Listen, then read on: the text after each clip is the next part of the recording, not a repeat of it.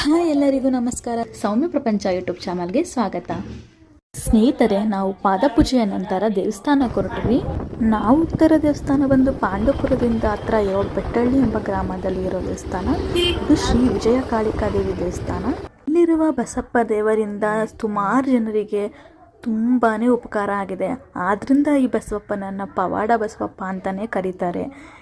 ಈ ಕ್ಷೇತ್ರದಲ್ಲಿ ಬಸವಣ್ಣ ತುಂಬಾ ಫೇಮಸ್ಸು. ಈ ಬಸವಣ್ಣ ಬಗ್ಗೆ ನಿಮಗೆ ಫುಲ್ ಡೀಟೇಲಾಗಿ ತಿಳ್ಕೊಬೇಕಂದ್ರೆ ಯೂಟ್ಯೂಬಲ್ಲಿ ವಿಡಿಯೋ ಸಿಗುತ್ತೆ, ನೋಡ್ಬೋದು. ದೇವಸ್ಥಾನಕ್ಕೆ ಬಂದ್ವಿ. ಅಲ್ಲಿ ಕ್ಯೂ ನೋಡ್ಬಿಟ್ಟು ನನಗೆ ತಲೆ ಸುದ್ದು ಬಂದಂಗೆ ಆಗೋಯ್ತು. ಯಾಕಂದರೆ ಆಲ್ರೆಡಿ ತುಂಬ ಬಿಸಿಲಿತ್ತು. ಹೆಂಗಪ್ಪ ಈ ಕ್ಯೂನಲ್ಲಿ ನಿಂತ್ಕೊಳ್ಳೋದು ಅಂತ ಅನಿಸ್ತಿತ್ತು. ಯಾಕೆ ನಿಂತಿದ್ದಾರೆ ಆ ಕ್ಯೂನಲ್ಲಿ ಅಂತಂದರೆ ಬಸಪ್ಪನಿಗೆ ಹಾಲು ಎರೆಯೋದಕ್ಕೆ ನಿಂತಿದ್ದಾರೆ. ಇದು ವರ್ಷಕ್ಕೊಂದ್ಸಲ ಬರೋದಂತೆ. ಹಾಲು ಎರೆಯೋ ಒಂದು ರೂಢಿ ಇದೆಯಂತೆ. ಆದ್ದರಿಂದ ನಾವು ಹಾಲೆರಿಬೇಕು ಅಂತ ಲೈನಲ್ಲಿ ನಿಂತ್ಕೊಂಡ್ವಿ. ಸುಮಾರು 1 ಅವರ್ ನಂತರ ನಾವು ಈ ಫ್ರಂಟಿಗೆ ಬಂದ್ವಿ. ಅಷ್ಟು ದೊಡ್ಡ ಲೈನಿಂದ ಇಲ್ಲೆಲ್ಲ ದೇವ್ರ ದರ್ಶನ ಪಡೀತಿದ್ರು. ಇಲ್ಲಿ ನಿಂತಿದ್ದೀವಿ ನೋಡಿ ನಾವು.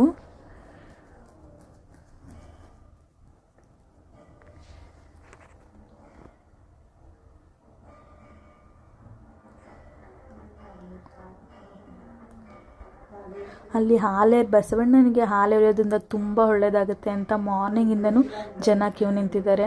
ಆಲ್ರೆಡಿ ನನ್ನ ಹಸ್ಬೆಂಡ್ ಮಾರ್ನಿಂಗ್ ಬಂದು ಕ್ಯೂ ನೋಡಿಬಿಟ್ಟು ರಿಟರ್ನ್ ಬಂದಿದ್ದರು ನನ್ನನ್ನು ಕರ್ಕೊಂಡು ಹೋಗಬೇಕು ಅಂತ. ಕೊನೆಗೂ ದೇವರ ಮುಂದೆ ಬಂದ್ವಿ. ಬಟ್ ಇಲ್ಲಿಂದ ಇನ್ನು ಬ್ಯಾಕ್ ಒಂದು ಲೈನ್ ಇದೆ, ಅಲ್ಲೋಗಿ ಹಾಲು ಎರಿಬೇಕು. ಹಾಲು ಎರೆಯೋ ಫೋಟೋನ ವೀಡಿಯೋಸ್ನ ಮಾಡೋಕ್ಕಾಗಲಿಲ್ಲ. ನಂತರ ಊಟ ಮಾಡೋಣ ಅಂತ ಊಟಕ್ಕೆ ಬಂದ್ವಿ. ಆಲ್ಮೋಸ್ಟ್ 1:30 ಆಗಿತ್ತು. ನಾವು ಹಾಲು ಎರೆದು ಬರೋ ಅಷ್ಟರಲ್ಲಿ ಊಟ ಮಾಡ್ಕೊಳಕ್ಕೆ ಕೂತಿದ್ದೀವಿ. ಅಲ್ಲಿ ಮುದ್ದೆ ಮತ್ತು ಅವರೆಕಾಳು ಗೊಜ್ಜು ಪಲ್ಯ ಮಾಡಿದರು. ಅನ್ನ ಸಾಂಬಾರು ಕೂಡ ಮಾಡಿದರು. ನಾನು ರೈಸ್ ಹಾಕೊಡ್ಸ್ಕೊಳ್ಳಿಲ್ಲ. ದೇವ್ರ ಪ್ರಸಾದ ಅಲ್ವಾ, ಚೆನ್ನಾಗಿರುತ್ತೆ. ನಂತರ ನಾವು ಇಲ್ಲಿ ಹೋಮ ಮಾಡಿದ್ರು. ಹೋಮದ ಹತ್ರ ಬಂದ್ವಿ. ಇಲ್ಲೇನಪ್ಪ ಅಂದರೆ ಒಂದು ಪುಟ್ಟಿನಲ್ಲಿ ಒಣಮೆಣ್ಸಿಕಾಯಿ ಮತ್ತು ಉಪ್ಪನ್ನ ಹಾಕಿ ಇಳಿ ತೆಗೆಸ್ಕೊಂಡು ಆ ಹೋಮದೊಳಗಡೆ ಹಾಕ್ತಿದ್ರು. ಕೆಲವರು ನಿಂಬೆಹಣ್ಣಲ್ಲೂ ತೆಗೆಸ್ಕೊತಿದ್ರು. ಬಟ್ ತುಂಬ ಜನ ಒಣಮೆಣ್ಸಿಕಾಯಿ ಮತ್ತು ಹಳ್ಳುಪ್ಪಿನಲ್ಲಿ ಇಳಿ ತೆಗೆಸ್ಕೊಂಡು ಹೋಮದೊಳಗಡೆ ಸ್ವಾಮೀಜಿ ಹಾಕ್ತಿದ್ರು. ಇದರಿಂದ ದೃಷ್ಟಿ ನಿವಾರಣೆ ಆಗುತ್ತೆ ಅನ್ನೋ ನಂಬಿಕೆ. ನಾವು ಮಾಡಿಸ್ಕೊಂಡ್ವಿ. ಅಲ್ಲಿ ಇನ್ನೊಂದೇನಪ್ಪ ಅಂತಂದರೆ ನಾವು ಮನಸ್ಸಲ್ಲಿ ಏನಾದರೂ ಅಂದ್ಕೊಂಡಿದ್ರೆ ಒಂದು ಚೀಟಿನಲ್ಲಿ ಬರೆದು ಹೋಮದೊಳಗಡೆ ಹಾಕಿದ್ರೆ ನೆರವೇರುತ್ತೆ ಅಂತ ಇತ್ತು. ನನಗೆ ನನ್ನ ಹಸ್ಬೆಂಡು ನನ್ನ ಯೂಟ್ಯೂಬ್ ಚಾನಲ್ ಕ್ಲಿಕ್ ಆಗಲಿ ಅಂತ ಬರೀ ಅಂತ ಹೇಳಿದ್ರು. ಅದನ್ನು ಕೇಳಿ ನನಗೆ ಖುಷಿ ಆಯಿತು. ಯಾಕಂದರೆ ನಾನೇ ಅದನ್ನು ಥಿಂಕ್ ಮಾಡಿರಲಿಲ್ಲ. ಅವ್ರು ಈ ಥರ ನನಗೆ ಸಪೋರ್ಟ್ ಮಾಡೋದು ನೋಡಿ ನನಗೆ ಇನ್ನೂ ಮೋಟಿವೇಶನ್ ಸಿಕ್ತು ವೀಡಿಯೋಸ್ ಮಾಡೋಕ್ಕೆ. ನಂತರ ನಾವು ಗರ್ಭಗುಡಿ ಹತ್ರ ಬಂದ್ವಿ. ನಾವು ಸ್ಟಾರ್ಟಿಂಗ್ ನೋಡಿದಾಗಿದ್ದಷ್ಟು ಜನ ಇವಾಗ ಇನ್ನೂ ಜಾಸ್ತಿ ಜನ ಆಗಿಬಿಟ್ಟಿದ್ರು. ದರ್ಶನ ಪಡೆಯೋಕೆ ಆಗ್ತಿರ್ಲಿಲ್ಲ. ನಾವು ಹಿಂದೆಗಡೆನೇ ಕೂತ್ಕೊಂಡಿದ್ವಿ. ಹೋಮ ಎಲ್ಲ ಆದಮೇಲೆ ಸ್ವಾಮೀಜಿ ಕೂಡ ದೇವಸ್ಥಾನದ ಹತ್ರ ಬಂದರು. ಬಸಪ್ಪ ದೇವ್ರು ಕೂಡ ಬಂತು. ಬಸಪ್ಪ ದೇವರಿಗೆ ಆರತಿ ಮಾಡ್ತಿದ್ದಾರೆ.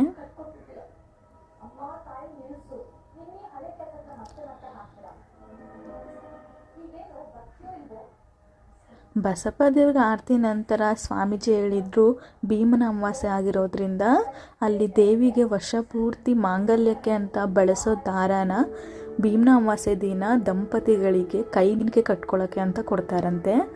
ಅದನ್ನು ನಾನು ಇಸ್ಕೋಬೇಕು ಅಂತ ಅಂದ್ಬಿಟ್ಟು ನಾವು ಅಲ್ಲಿ ವೆಯ್ಟ್ ಮಾಡ್ತಾಯಿದ್ವಿ. ಅದು ಎಲ್ರಿಗೂ ಕೊಡಲ್ಲ, 108 ದಂಪತಿಗಳಿಗೆ ಮಾತ್ರ ಕೊಡ್ತೀವಿ ಅಂತ ಹೇಳಿದರು. ಅದರಲ್ಲಿ ನಾವು ಒಬ್ಬರಾಗಿರಬೇಕು ಅಂತ ನಾವು ಅನ್ಕೋತಾ ಇದ್ವಿ. ಅದರಲ್ಲೂ ಅವರು ಕಂಡೀಷನ್ ಹಾಕಿದ್ರು. ಏನಪ್ಪ ಅಂತಂದರೆ ಗಂಡ ಹೆಂಡ್ತಿರಿಬ್ಬರು ಒಟ್ಟಿಗೆ ಕೂತ್ಕೋಬೇಕು. ನನ್ನ ಗಂಡ ಮೇಲೆ ಕೂತಿದ್ದಾರೆ, ಕೆಳಗಡೆ ಕೂತಿದ್ದಾರೆ ಅಂತ ಹೇಳಿದ್ರೆ ಕೊಡಲ್ಲ. ಒಟ್ಟಿಗೆ ಕೂತಿರೋ ದಂಪತಿಗೆ ಮಾತ್ರ ನಾನು ಕೊಡೋದು ಅಂತ ಕಂಡೀಷನ್ ಹಾಕಿದ್ರು. ಆದ್ದರಿಂದ ನಾವು ಒಟ್ಟಿಗೆ ಕೂತ್ಕೊಂಡಿದ್ವಿ.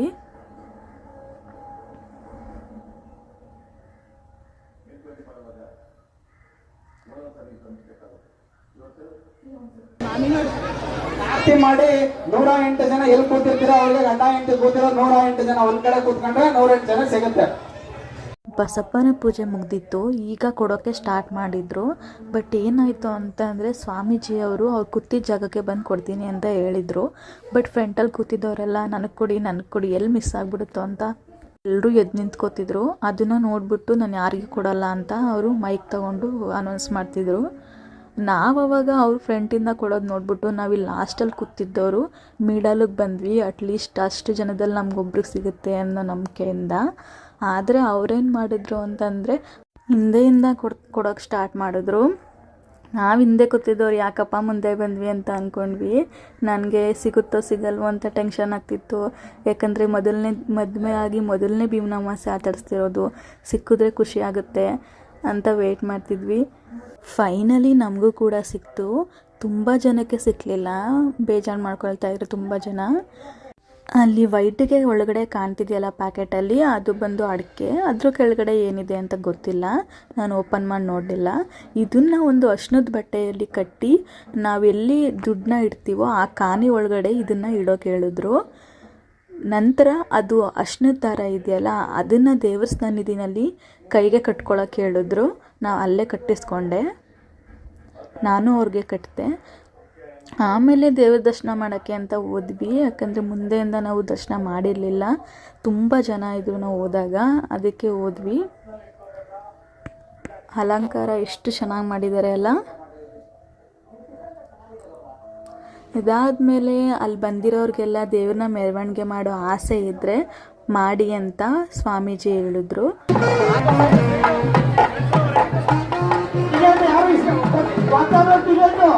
ಆಮೇಲೆ ನನಗೆ ಅಲಂಕಾರ ಇಷ್ಟ ಆಗಿ ಅದೊಂದು ಫೋಟೋ ತಗೊಂಡು, ನಾವು ಒಂದು ಫೋಟೋ ತಗೊಂಡು ಅಲ್ಲಿಂದ ಮನೆಗೆ ಹೊರಟ್ವಿ. ಇದಿಷ್ಟು ಭೀಮನ ಅಮಾವಾಸ್ಯೆ ಪೂಜಾ ದಿನದ ವ್ಲಾಗ್ ಆಗಿತ್ತು. ನಿಮಗೂ ಈ ದೇವಸ್ಥಾನಕ್ಕೆ ಹೋಗಬೇಕು ಅಂತ ಅನಿಸಿದ್ರೆ ಒಮ್ಮೆ ಭೇಟಿ ಕೊಡಿ. ಇವಾಗ ಹೊಸದಾಗಿ ದೇವಸ್ಥಾನನ ಕಟ್ತಿದ್ದಾರೆ, ತುಂಬ ಚೆನ್ನಾಗಿದೆ. ನಿಮ್ಮ ಫ್ಯಾಮಿಲಿ ಜೊತೆ ಒಮ್ಮೆ ವಿಸಿಟ್ ಮಾಡಿ. ಈ ವಿಡಿಯೋ ಇಷ್ಟ ಆಗಿದೆ ದಯವಿಟ್ಟು ಒಂದು ಲೈಕ್ ಮಾಡಿ, ಶೇರ್ ಮಾಡಿ, ಹಾಗೆ ಕಮೆಂಟ್ ಮಾಡಿ. ಇನ್ನು ನನ್ನ ಚಾನಲ್ಗೆ ಯಾರ್ಯಾರೆಲ್ಲ ಸಬ್ಸ್ಕ್ರೈಬ್ ಆಗಿಲ್ವೋ ದಯವಿಟ್ಟು ಸಬ್ಸ್ಕ್ರೈಬ್ ಮಾಡ್ಕೊಳ್ಳಿ. ಪಕ್ಕದಲ್ಲೇ ಕಾಣ್ತಾ ಇರೋ ಬೆಲ್ ಬಟನ್ನ ಕ್ಲಿಕ್ ಮಾಡಿ.